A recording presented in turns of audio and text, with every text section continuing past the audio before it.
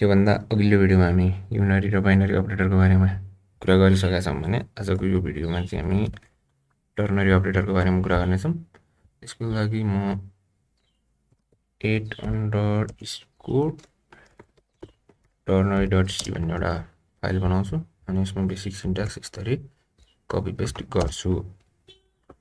Ternary operator भनेको ternary अपरेटरले अपरेन्ड गरेर result दिनलाई हामीलाई तीनटा भेरिएबलको आवश्यकता पर्छ। भेरिएबल मतलब अपरेन्डको आवश्यकता पर्छ। जस्तै हामीसँग ए बी सी यस्ता तीनटा भेरिएबल छन् भने अनि अब रिजल्ट पाउनलाई कुनै एउटा अपरेसन पर्फर्म गर्नु पर्यो भने यो तीनटै भेरिएबल एकैचोटि युज हुन्छ।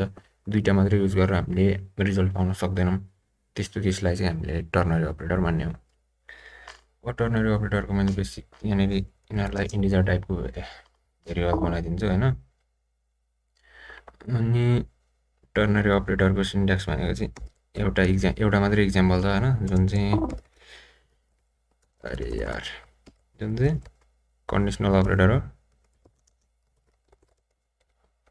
हो। अनि यसले चाहिँ के गर्छ भन्दाखेरि सुरुमा कुनै एउटा कन्डिसन चेक गर्छ होइन। यदि त्यो कन्डिसन ठिक छ भने यहाँनिर ट्रुवाला स्टेटमेन्ट एक्जिक्युट हुन्छ। यदि फल्स छ भने फल्सवाला पोर्सन एक्जिक्युट हुन्छ। अनि यतापट्टि आउने कुरा भनेको हाम्रो रिजल्ट भयो। यसरी हामीले रिजल्ट पाउने। अहिले केसमा यो कन्डिसनले दिने आउटपुट भनेको कि ट्रु कि फल्स हुन्छ होइन। अनि प्रोग्रामिङको भाषामा ट्रु भनेको 1, फल्स भनेको 0 हो। त्यही भएर मैले एमा 0 अथवा 1 राखिदिन सक्छु। अनि त्यो भयो भने बीमा कुनै एउटा ट्रुवाला भ्यालु 10 भयो अरे, अनि त्यस्तै गरी सीमा फल्सवाला भ्यालु 20 भयो अरे। यसरी अपरेसन पर्फर्म हुन्छ। अब मैले यहाँनिर प्रिन्ट एफभित्र यसको रिजल्ट हेर्छु यता। प्रिन्ट एफभित्र मैले %d राख्थेँ। अनि यतापट्टि भनेको A what B is to C यसरी राख्ने। अहिले त हाम्रो ए भनेको 1 छ, ट्रु भइसकेपछि यसले बीको भ्यालु चाहिँ यहाँ %d मा लगाएर प्रिन्ट गरिदिनु पऱ्यो। यानि कि हाम्रो एन्सर 10 आउनु पऱ्यो होइन। यहाँनिर हाम्रो एन्सर यसरी 10 आछ। यदि ए को भ्यालु मैले 0 राखिदिएको थिएँ भने के हुन्थ्यो, अहिले यो फल्स हुन्थ्यो। अनि यतापट्टि 20 भ्यालु चाहिँ हाम्रो यसरी डिस्प्लेमा प्रिन्ट हुन्थ्यो।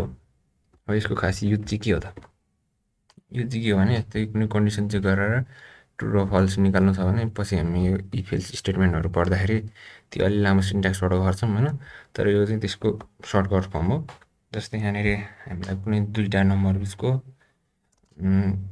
लार्जेस्ट नम्बर पत्ता लगाउनु छ भने हामीले यो तरिका अपनाउन सक्छौँ। जस्तै एउटा इन्टिजर ए छ होइन, ए इज इक्वल टु जस्तै मैले 10 राखिदिन्छु अहिलेकै सिनारियोमा होइन।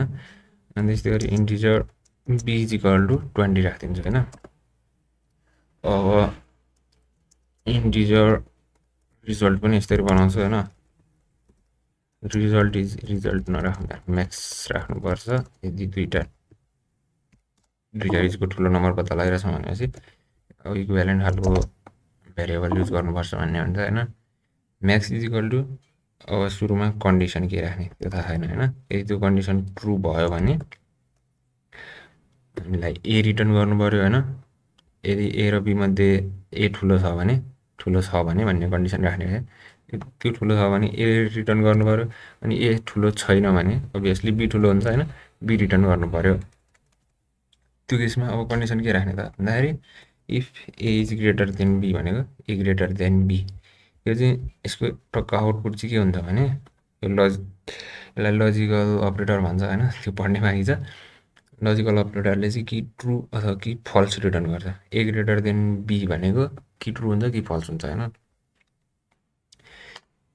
ए बीभन्दा ठुलो छ भने यसले 1 रिटर्न गर्छ।